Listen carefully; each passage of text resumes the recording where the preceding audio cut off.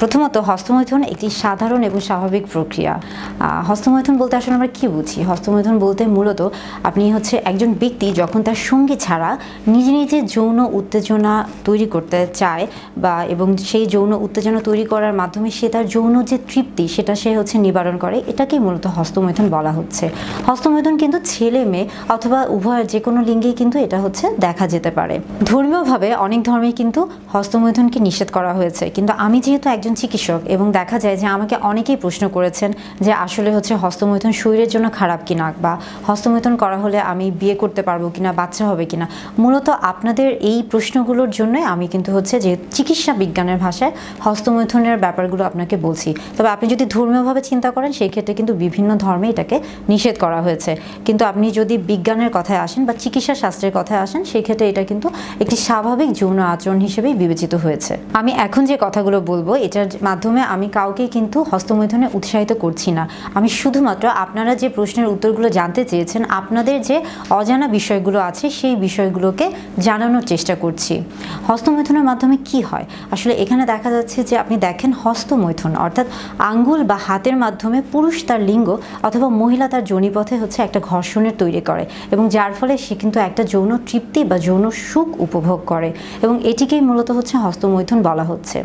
একটা সময় ধারণা করা হতো যে হস্তমৈথুন শরীরের জন্য খারাপ, কিংবা অনেকে এটাকে একটা বিকৃত যৌন আচরণ মনে করত, কিন্তু বর্তমানে আধুনিক চিকিৎসা শাস্ত্রে এটিকে কিন্তু একটি স্বাভাবিক প্রক্রিয়া হিসেবে বলা হচ্ছে, এবং বলা হচ্ছে যে এটি একটি স্বাভাবিক যৌন আচরণ। কখন এটি আপনার শরীরের জন্য ক্ষতিকর হবে? যখন এটি মাত্রাতিরিক্তভাবে।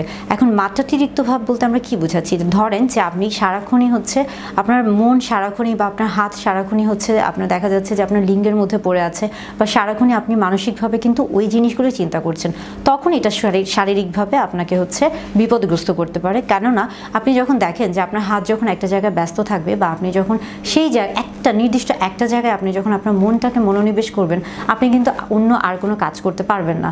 তখন স্বাভাবিকভাবে আপনার কিন্তু শরীরের যে অন্য যে চাহিদা, অন্য যে কাজগুলো সেগুলো কিন্তু ক্ষতিগ্রস্ত হবে। সেদিক থেকে যদি বলে থাকি যে হ্যাঁ, তাহলে সেদিক থেকে হস্তমৈথুন আসলে শরীরের জন্য ক্ষতিকর, কিন্তু শরীরের জন্য হস্তমৈথুন একটি সাধারণ যৌন আচরণ।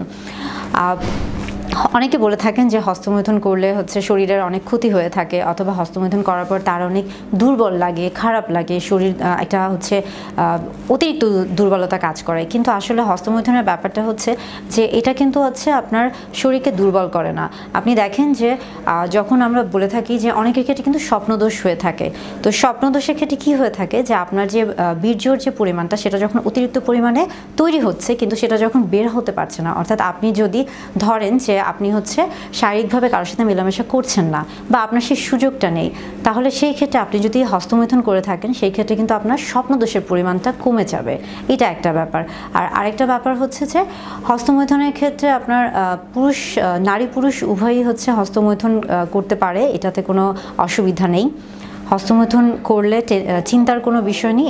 আর এটি আপনার পরবর্তীতে যে যৌন আকাঙ্ক্ষা বা বিয়ের ক্ষেত্রে যে যৌন যে চাহিদা, কিংবা বাচ্চা জন্মদান বা বাচ্চা গ্রহণের ক্ষেত্রে যে ব্যাপারগুলো আছে এগুলোতে কোনো পার্শ্ব প্রতিক্রিয়া রাখে না।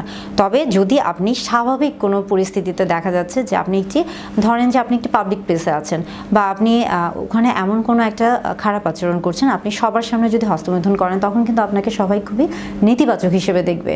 আবার আপনি যদি চিন্তা করেন যে অনেক সময় দেখা যাচ্ছে যে অনেকেই কিন্তু পর্নোগ্রাফির প্রতি অনেক বেশি আকৃষ্ট হয়ে থাকে, এবং সেই ক্ষেত্রে দেখা যায় যে একটা যখন যৌন উত্তেজক বস্তু সবসময় সে দেখছে, তখন কিন্তু তার মধ্যে একটা খারাপ কিছু কাজ করে, যার ফলে দেখা যায় যে অনেক সময় কিন্তু সমাজে বিভিন্ন রকমের খারাপ চিন্তা চলে আসে, এবং সে নিজের মনে অজান্তেই খারাপ কিছু করতে বসে।